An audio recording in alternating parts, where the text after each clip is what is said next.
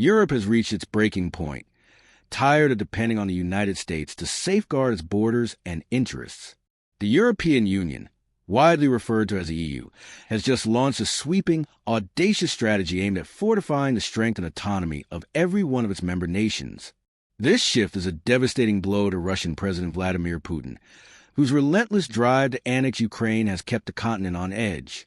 Simultaneously, it's a bold signal to the U.S. Europe is no longer content to play a supporting role. It's determined to become an unassailable force, with or without American backing. How does it intend to pull off this seismic transformation? By pouring an unprecedented amount of resources into defense spending, fundamentally reshaping its security posture in a way that hasn't been seen in generations. On March 4th, EU President Ursula von der Leyen published a comprehensive press statement on the organization's official website, sounding an urgent alarm about the state of the continent. She warned that Europeans are living through the most momentous and dangerous times in decades, emphasizing that a grave and immediate threat looms over the entire region. Von der Leyen avoided naming specific culprits, but the subtext was unmistakable.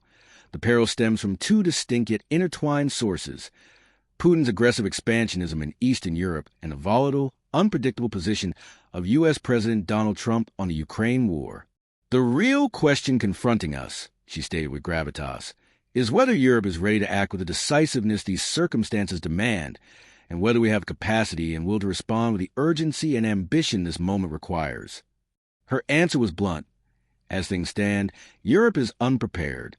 This stark realization has propelled the continent into what von der Leyen terms an era of rearmament, a deliberate pivot toward militarization to secure its sovereignty and stability. But such a grand undertaking hinges on one critical factor: money, and lots of it.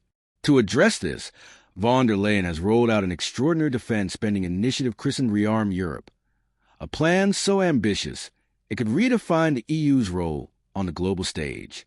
Under her proposals, the EU aims to mobilize a staggering 800 billion euros, roughly $857 billion in U.S. dollars, for its member states to channel into bolstering their military capabilities and extending robust support to Ukraine, which continues to bear the brunt of Russia's onslaught.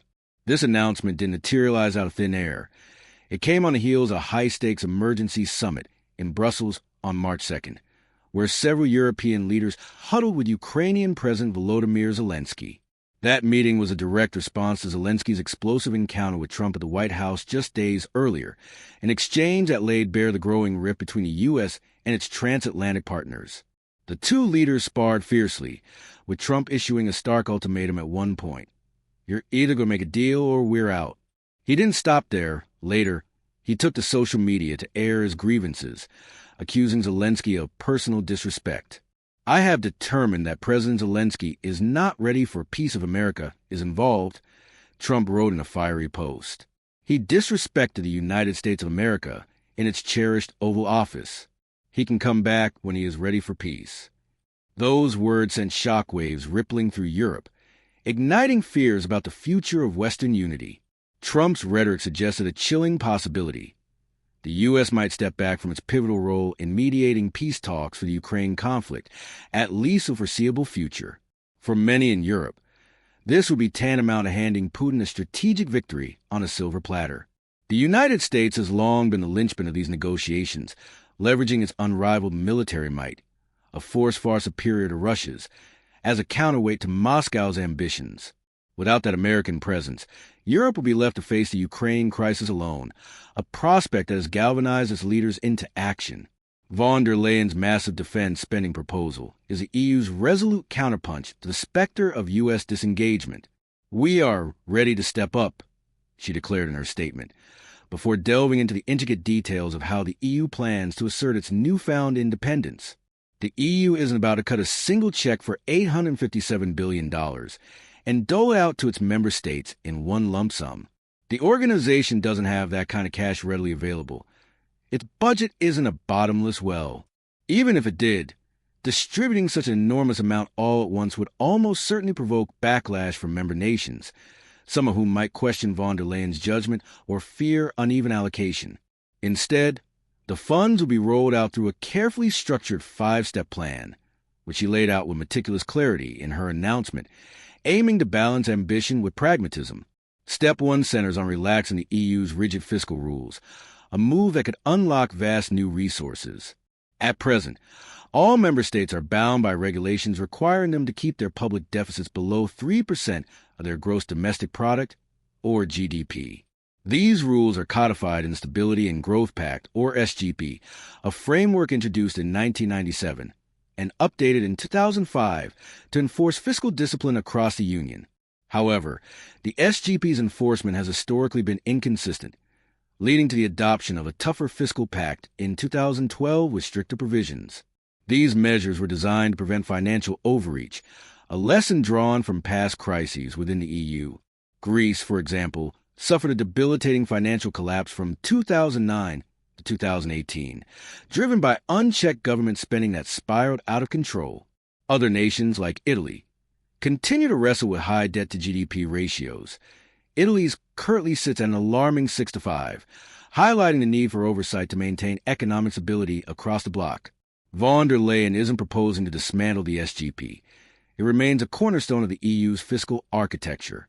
Rather, Step 1 of ReArm Europe triggers a national escape clause within the pact, a rarely used provision that allows member states to temporarily exceed these deficit limits for extraordinary purposes, such as defense. She estimates that this flexibility could enable each country to increase its defense spending by an additional 1.5% of its GDP. If every nation capitalizes on this opportunity, the EU could collectively generate around $696.50 billion in new defense funding over the next 4 years, a figure that would mark a dramatic escalation in military investment. This policy effectively unshackles Europe's economic powerhouses, nations like Germany, France, and the Netherlands, granting the freedom to pour resources into their armed forces at levels not seen since the Cold War. But von der Leyen's blueprint goes far beyond loosening budget caps. It's a multi-layered strategy designed to maximize impact. Step 2 establishes a groundbreaking financial facility capable of disbursing up to $160 billion in loans to member states. These loans come with strict conditions. They must be used exclusively for targeted defense investments, and they're optional. No country is compelled to borrow. This voluntary approach deftly navigates the contentious issue of EU-wide joint borrowing, a concept that has long faced resistance from fiscally conservative members like Austria and the Netherlands, who balk at the idea of shared debt. This is fundamentally about spending smarter and doing it together, von der Leyen explained, her tone resolute. We're focusing on pan-European capability domains. Think advanced air and missile defense systems, cutting-edge artillery units, missiles and ammunition stockpiles, drones and anti-drone technologies, but also tackling broader priorities like cybersecurity enhancements and military mobility infrastructure. Beyond strengthening their own defenses, EU nations can draw from this loan pool to significantly ramp up their support for Ukraine, she added, framing the initiative as a dual-purpose lifeline for both the continent and its embattled neighbor. Picture the scenario.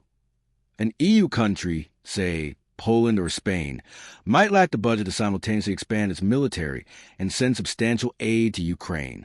Under these new guidelines, that nation could borrow from the $160 billion reserved to procure European-made weapons, tanks, drones, or missile systems for Kyiv, while still dedicating its own funds to fortify its domestic defenses. It's a strategic two-for-one deal. Member states can shore up their own security while reinforcing Ukraine's resistance to Russia, all without breaking their national banks. And the plan's ingenuity doesn't end there. It's built to scale. While Steps 1 and 2 account for the bulk of the $857 billion earmarked for defense, Step 3 opens yet another funding stream by allowing nations to repurpose cohesion funds. The EU Cohesion Fund was created to support member states with a gross national income, or GNI, per capita below 90% of the EU average, a mechanism to uplift poorer economies within the Union. Wealthier countries, such as Germany and Sweden, contribute to this fund, enabling less affluent nations, like Romania or Bulgaria, to improve their infrastructure, boost economic growth, and strengthen social systems. The overarching aim is to foster a more unified EU by narrowing the gap between its richest and poorest members, creating a rising tide that lifts all boats. Since 2021, The Cohesion Fund has channeled resources to nations like Lithuania, Estonia, and Latvia, the Baltic states uniquely vulnerable to Russian pressure, as well as Cyprus, Hungary, Poland, Slovenia, Croatia, and others. A significant portion, 37%, of its budget is reserved for climate initiatives, aligning with the EU's green agenda. Von der Leyen isn't scrapping this fund. It's too vital to the union's social fabric. Instead, Step 3 allows contributing countries to redirect portions of their cohesion payments toward defense projects, while also establishing new programs that encourage recipient nations to allocate fund money to military needs. This could unlock billions more for defense spending, amplifying the plan's reach. The European Commission estimates that the EU has committed $420 billion to its cohesion policy from 2021 to 2027, a broad framework that includes a cohesion fund and related efforts. Step 3 of von der Leyen's strategy could tap into this reservoir, further swelling the resources available for Europe's rearmament. Meanwhile, Steps 4 and 5 pivot toward the private sector, introducing innovative ways to mobilize capital for defense. Step 4 fast-tracks the development of the Savings and Investment Union, a system designed to streamline access to private funds at companies. Defense contractors, tech firms, manufacturers can use to develop weapons, radar systems, and other military technologies. Step 5 removes caps on defense investments by the European Investment Bank, the EU's lending arm, giving it greater latitude to finance security projects.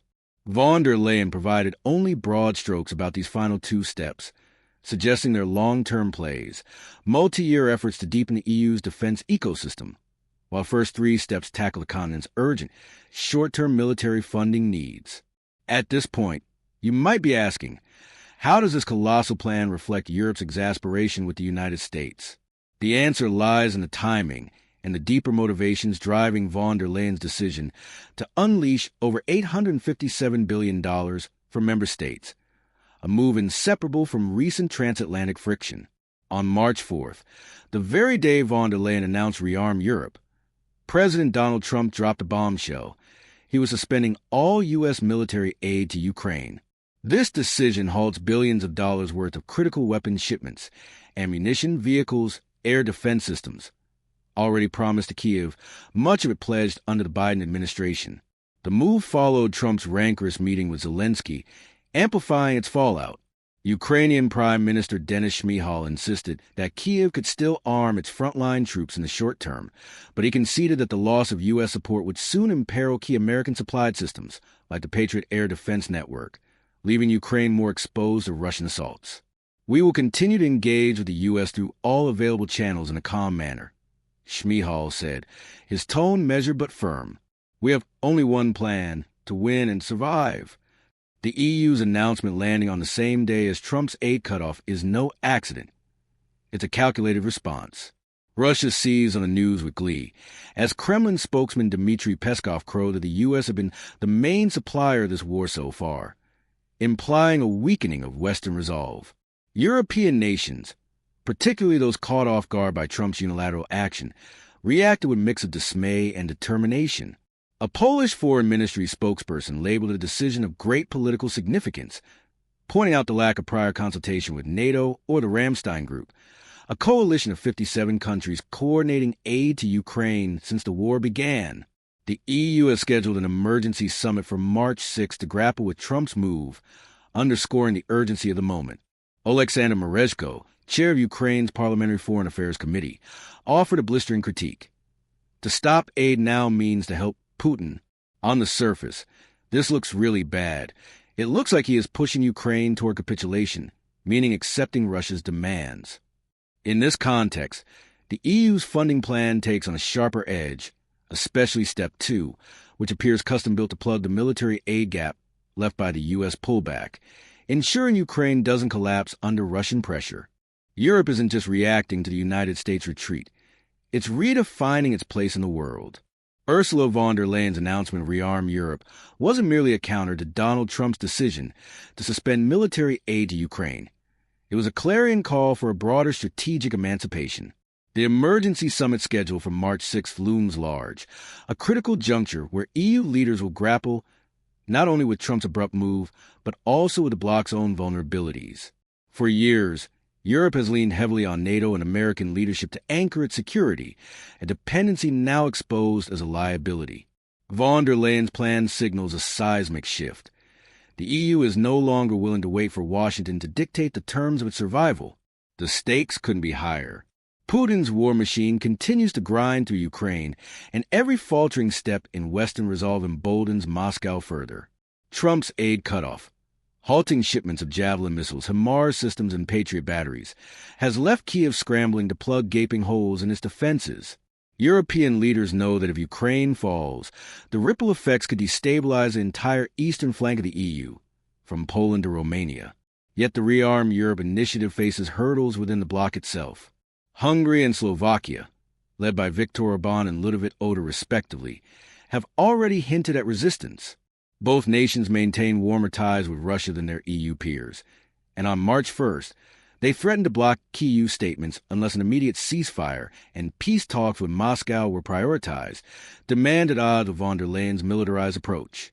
Their dissent could delay the plan's approval, testing the EU's unity at a critical moment. Beyond internal friction, the financial mechanics of ReArm Europe are daunting. The 800 billion euros package, $857 billion, isn't a cash reserve sitting in Brussels.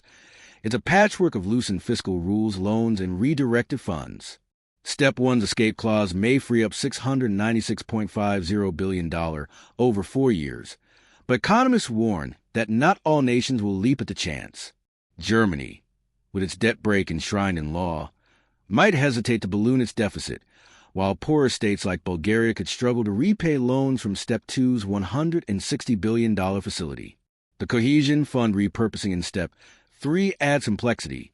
Nations like Latvia, relying on those funds for infrastructure, might balk at diverting them to tanks instead of roads.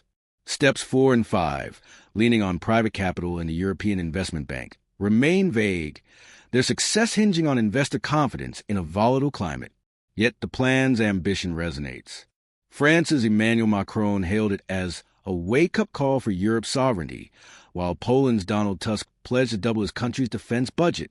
If successful, ReArm Europe could not only shore up Ukraine, but also deter Putin from eyeing NATO's eastern borders. For now, the EU stands at a crossroads, united in intent, but wrestling with the messy reality of turning vision into action.